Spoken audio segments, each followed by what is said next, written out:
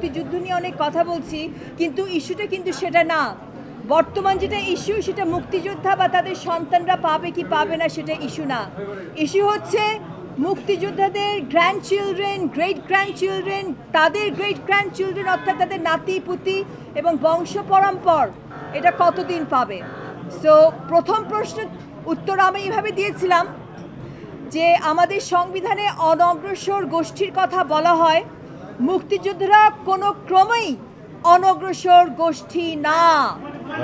মুক্তিযোদ্ধারা হচ্ছে আমাদের গর্ব, তারা অগ্রগামী সৈনিক এবং তারা সমাজের কখনোই অনগ্রসর গোষ্ঠী হতে পারে না এবং তারা না।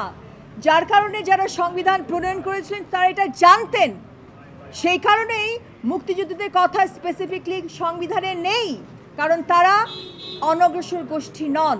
এবং আমাদের সংবিধানে যে কথাগুলো আছে, আন্তর্জাতিক মানবাধিকারের যেই সনদগুলো আছে, সেই আলোকেই এটা বুঝতে হবে। এই অনগ্রসর গোষ্ঠীর জন্য যখন অ্যাফার্মেটিভ অ্যাকশন বলেন, প্রেফারেন্সিয়াল ট্রিটমেন্ট বলেন বা পজিটিভ ডিসক্রিমিনেশন বলেন, এটা কেন করা হয়? তাদেরকে টেনে তুলে স্বল্প মেয়াদের জন্য, যাতে সকলকে আবার সাম্য ইকুয়ালিটি করা সম্ভব হয়। অর্থাৎ এটা অনন্তকালের জন্য না, লিমিটেড পিরিয়ডের জন্য। কিন্তু যেটা আমরা দেখলাম এটা হচ্ছে বংশ পরম্পর, এটা সংবিধান সম্মত এবং সংবিধানের সঙ্গে অসামঞ্জস্য। আমাদের দেশে কিন্তু রাজতন্ত্র নেই, জমিদার প্রথা আমরা তুলে দিয়েছি।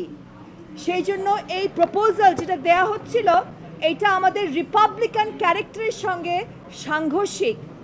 এটা হচ্ছে একটা গণজনতান্ত্রিক রাষ্ট্র, সেখানে সবাই তার নিজের ইকুয়ালিটি, ইকুয়াল অপরচুনিটি, সকলের সমান সুযোগ পাবে, এটা হচ্ছে ভিত্তি।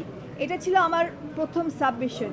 দ্বিতীয় সাবমিশন ছিল যে এইখানে যে হাইকোর্টে যারা এসছিলেন তারা মুক্তিযুদ্ধের সন্তান, প্রথমে নাম ছিল, তারপরে মুক্তিযুদ্ধের সন্তান ও প্রজন্ম লেখা হয়েছে, এবং তারা এসছে রিপ্রেজেন্টেটিভ ক্যাপাসিটিতে। আমার জানা মতে বাংলাদেশে রিপ্রেজেন্টেটিভ ক্যাপাসিটিতে কোনো রিট পিটিশন বা কোনো মামলা চলে না। এটা আমেরিকায় হয় ক্লাস অ্যাকশন, রিপ্রেজেন্টেটিভ অ্যাকশন। আমাদের দেশে যেটা হয় সেটা জনস্বার্থে মামলা হয়। এখানে প্রশ্ন, তারা যে প্রতিনিধিত্ব করছেন, কাহার প্রতিনিধিত্ব করছেন? তারা তাদের লোকাল স্ট্যান্ডে কি? যাদের এখনো জন্ম হয় নাই তাদের পক্ষে কি তারা প্রতিনিধিত্ব করছেন?